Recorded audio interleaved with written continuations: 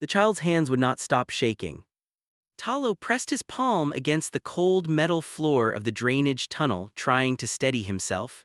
His sister Myra lay beside him, her breathing shallow, a deep wound across her leg wrapped in torn fabric. Above them, the world was ending.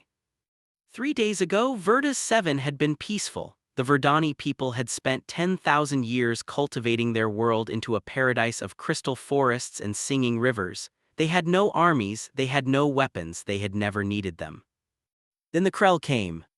Their warships darkened the sky like a plague of iron locusts. Their soldiers marched through villages with mechanical precision, burning everything, taking prisoners, executing anyone who resisted. The Verdani had nothing to fight back with, they could only run. Talo had watched his parents disappear into a Krell transport ship. He did not know if they were alive or dead, all he knew was that he had to keep Myra safe. The tunnel led to an underground bunker where other survivors had gathered. When Talo finally carried his sister through the heavy doors, he found perhaps 200 Verdani huddled in the dim light. Their bioluminescent skin flickered weakly, a sign of deep fear among his people. An elder named Pava approached him. She was old, her green skin faded to pale moss, but her eyes still held strength.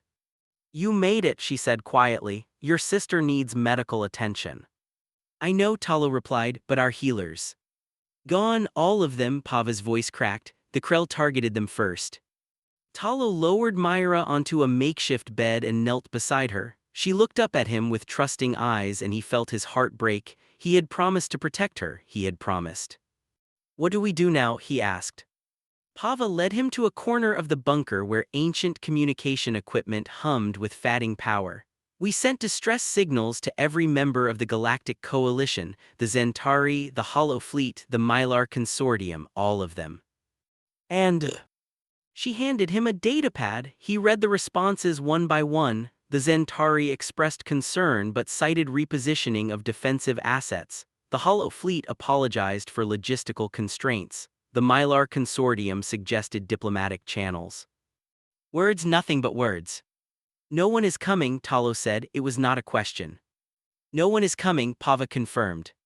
Outside, explosions shook the ground, dust rained from the ceiling. Somewhere in the bunker, a child began to cry.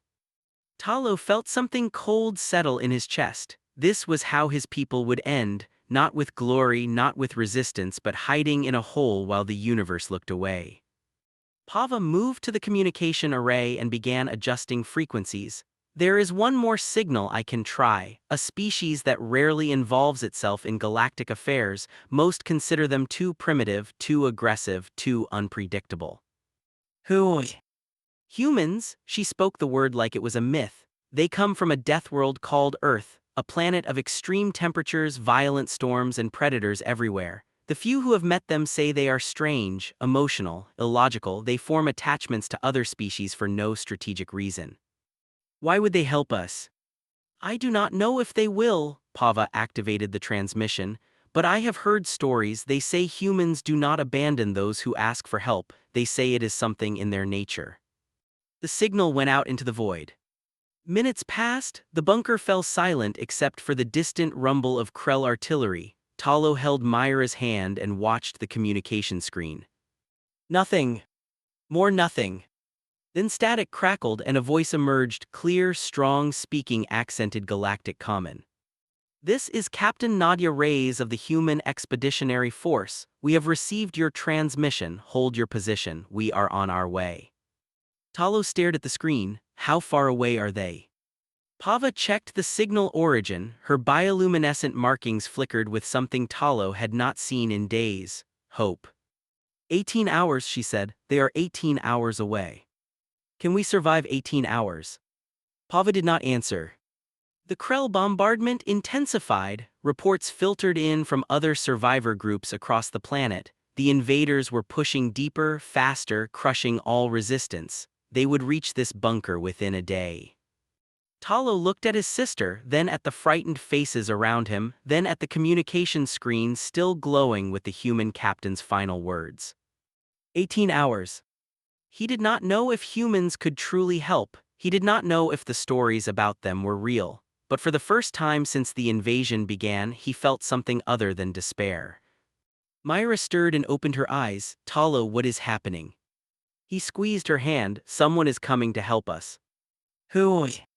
Talo thought about death worlds and strange emotional creatures and species that formed attachments for no logical reason. "I do not know," he admitted, "but they said they would come, and something tells me they meant it." Above them, the sky continued to burn, but deep in that bunker, a small light had been kindled. All they had to do was hold on. Commander Draxus had never lost a battle. His record stretched back 40 years across 17 conquered worlds. The Krell Empire rewarded victory, and Draxus had built his career on broken civilizations.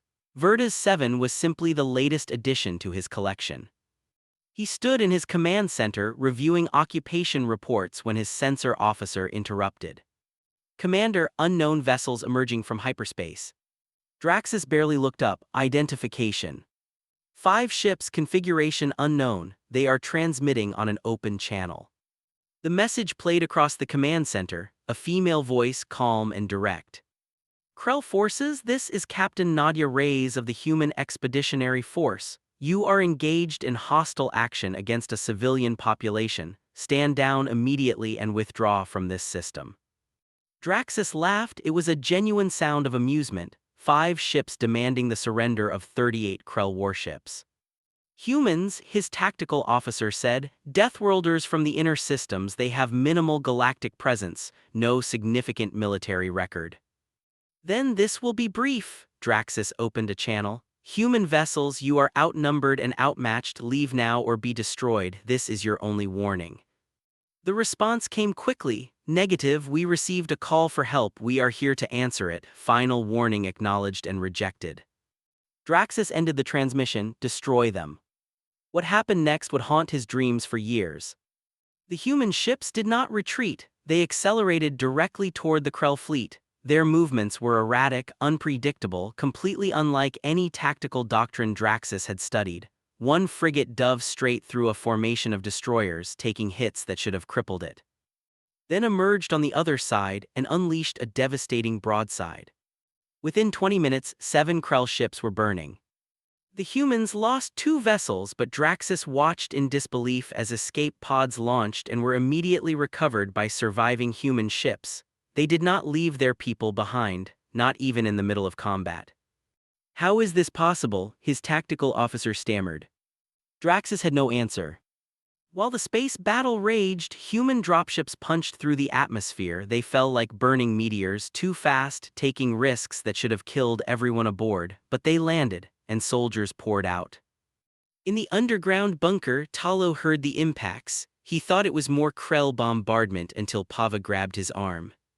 "Those are not Krell ships," she said. "Those trajectories, no Krell pilot would attempt those." The bunker doors shook, everyone froze. Then a voice called out in broken galactic common, "Survivors, we are human soldiers, we are here to help, please respond." Pava moved to the door controls. Talo wanted to stop her, but something in that voice made him pause. It sounded tired, genuine, not like a trick. The doors opened. Humans were smaller than Talo expected. They wore heavy armor that made them look like walking fortresses, but when the lead soldier removed his helmet, Talo saw a face that was surprisingly soft. Scarred, yes, but with eyes that held warmth. "I am Sergeant Pavel," the human said. "We received your distress signal. How many wounded?" "Many," Pava replied. "Our healers were taken." Pavel turned and gestured. More humans entered, carrying equipment and supplies. One of them, a woman with dark skin and kind eyes, moved directly to Myra. "I am Corporal Adisa," she said. "I am a medic. May I help her?" Talo nodded, too stunned to speak. Adisa worked with quiet efficiency. Her hands moved fast but gentle. When Myra whimpered in pain, Adisa paused and held her hand. "You are safe now," she said softly. "I promise you are safe." Outside, the sounds of battle intensified. Krell ground forces had engaged the humans. Talo could hear weapons fire, explosions, screaming. "How many soldiers did you bring?" he asked Pavel. 300. Talo felt his hope falter. "The Krell have 12,000. Pavel checked his rifle and smiled. It was not a cruel smile or a confident one. It was the smile of someone who had faced impossible odds before. "Then it will be a fair fight," he said. Talo did not understand. He watched the human soldiers prepare defensive positions with practiced speed. They moved like they had done this 1,000 times, perhaps they had. "Why did you come?" Talo asked. "Your ships are outnumbered, your soldiers are outnumbered, why would you risk everything for strangers?" Pavel paused, he seemed to consider the question seriously. "Because you asked," he said finally, "because someone was in trouble and called for help, where I come from, that is enough." He put his helmet back on and moved toward the exit. Before he left, he turned back. "Stay in the bunker, protect the wounded, we will hold the line." Then he was gone, running toward the sound of gunfire, toward an enemy that outnumbered his forces 40-1. Talo looked at Adisa, who was still treating Myra. "Is he always like that?" Adisa smiled. "They all are, it is a human thing, we do not know how to walk away from people who need help, some call it foolish." "What do you call it?" She finished bandaging Myra's leg and stood. "We call it being human." Outside, the war had truly begun. Blood looked different under alien suns. Private Rosa had learned this on her first deployment, but it still surprised her. Human blood was red everywhere, but the light of Verda's 7 made it look almost purple against the gray rubble. She pressed her back against a crumbling wall and reloaded her rifle. 31 hours without sleep. Her hands trembled, but she forced them steady. Trembling got people killed. "Rosa, status," Sergeant Pavel's voice crackled through her helmet. "Holding Sector 7, 3 hostiles down, ammunition at 40%. Reinforcements coming, hold 2 more minutes." 2 minutes, she could do 2 minutes. The Krell had attacked in waves throughout the night. Each assault was larger than the last. They could not understand why the humans refused to break. Their tactical computers predicted human collapse after the 3rd wave. Now they were on the 9th and the humans still held. What the Krell did not understand was something Rosa had learned in basic training. Humans were not fighting for territory or resources. They were fighting for the 200 Verdani civilians huddled in the bunker behind them, and humans did not give up on people they were protecting.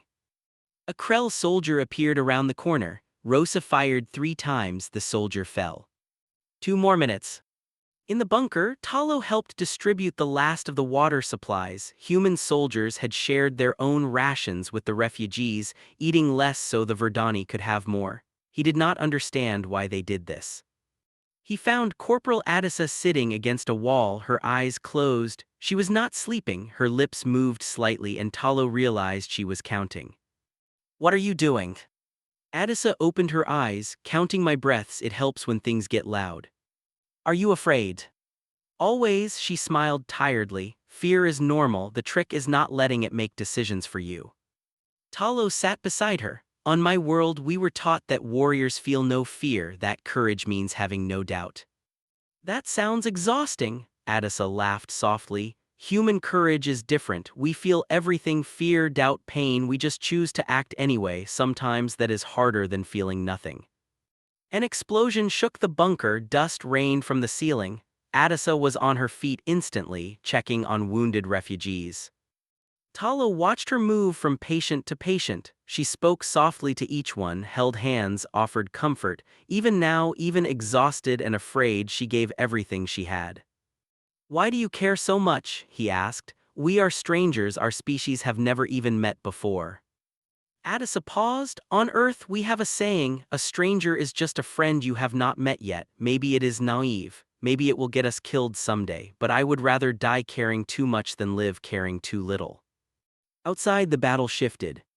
Captain Reyes had won a crucial victory in orbit. 19 Krell ships destroyed, the rest forced into defensive positions. She sent word to Pavel. Reinforcements were coming, 200 more soldiers and heavy weapons. Pavel received the news in a bombed-out building that had once been a school. Around him, his soldiers looked like ghosts covered in dust, blood, and exhaustion, but when he told them help was coming, they straightened. They found strength they did not know they had. "All right, listen up," Pavel addressed his remaining forces. "We have held this ground for 31 hours against 40-1 odds. The Krell thought we would break, we did not.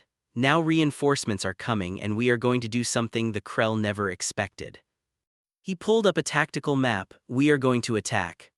The soldiers exchanged looks, then Rosa smiled. "About time, Sergeant." The counterattack began at dawn. Human forces struck Krell supply lines with surgical precision. They used tactics the Krell had never encountered, small units moving through shadows, appearing behind enemy lines, vanishing before retaliation could arrive. They played Krell distress calls on enemy frequencies, causing confusion and panic.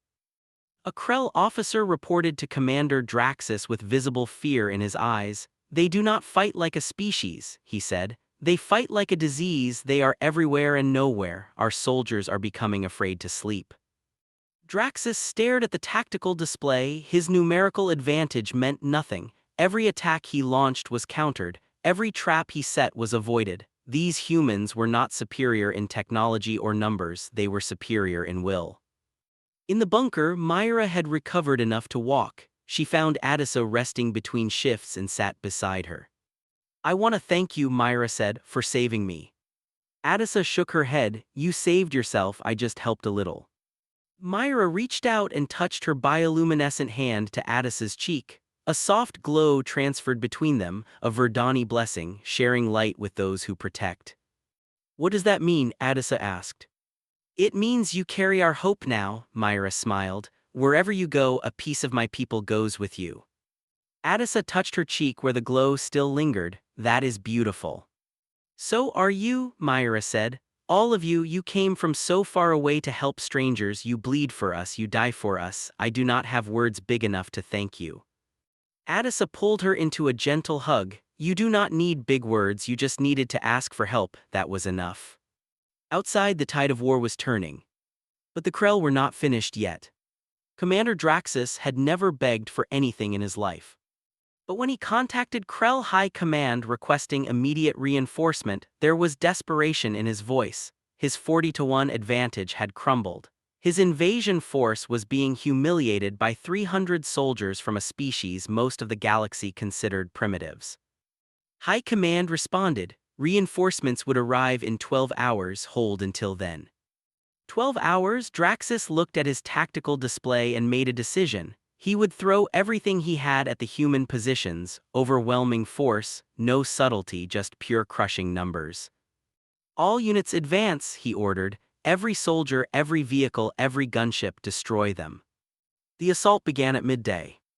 Talo felt the ground shake before he heard the explosions. He ran to a viewport and saw the horizon filled with Krell forces, thousands of soldiers advancing in formation, supported by armored vehicles and atmospheric gunships.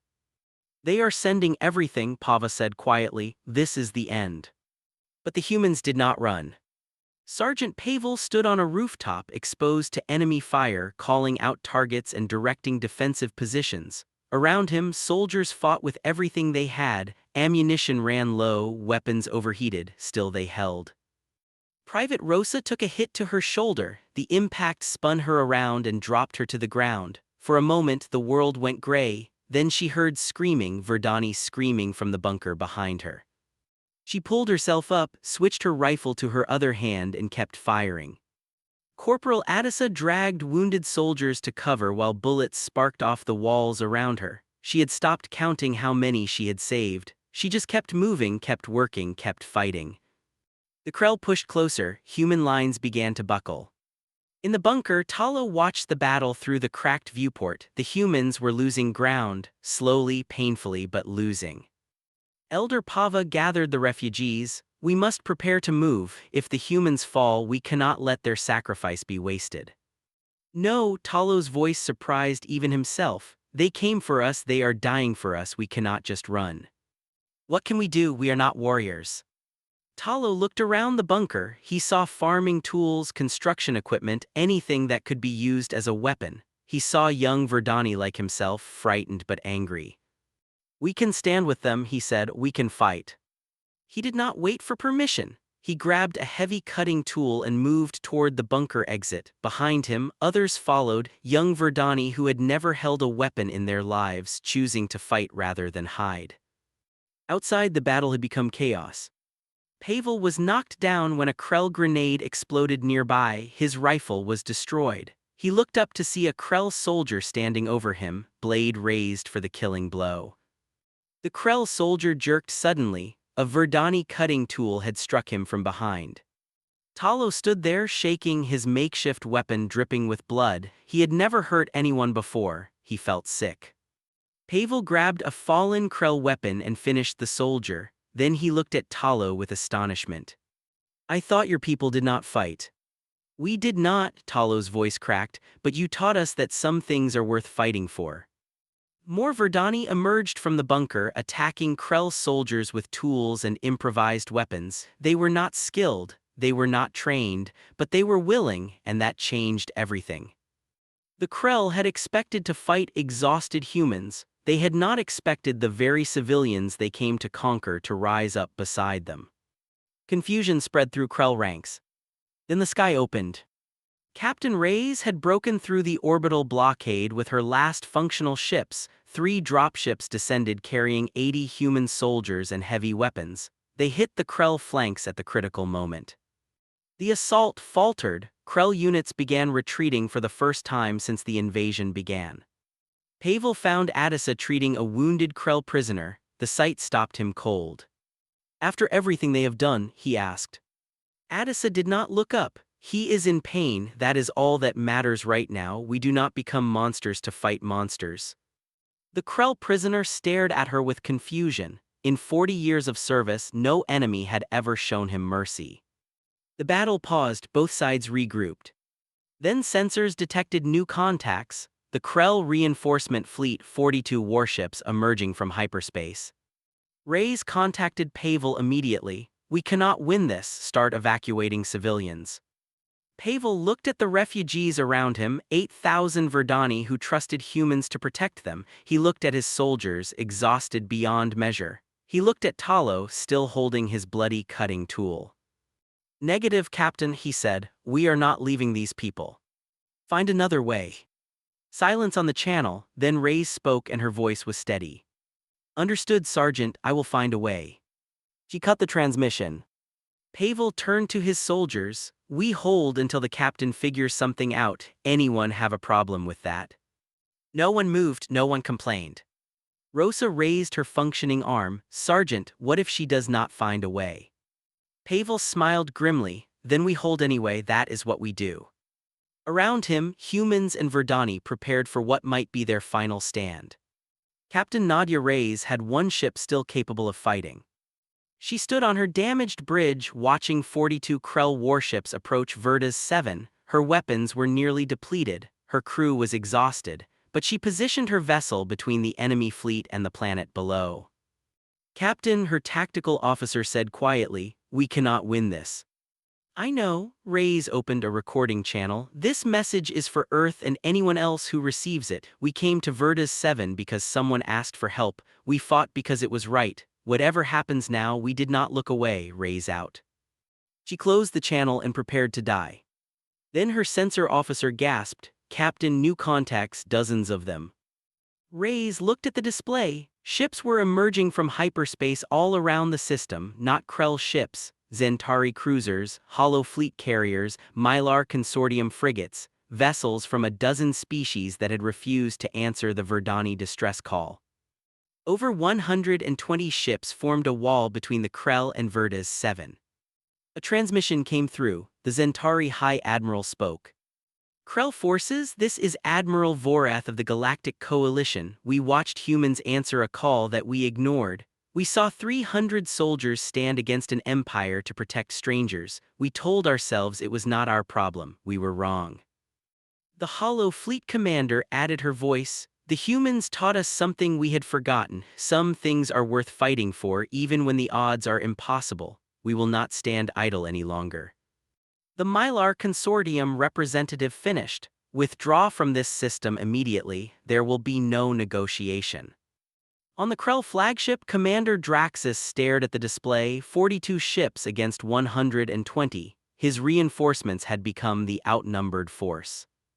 High Command ordered retreat. The Empire could not afford to lose an entire battle group.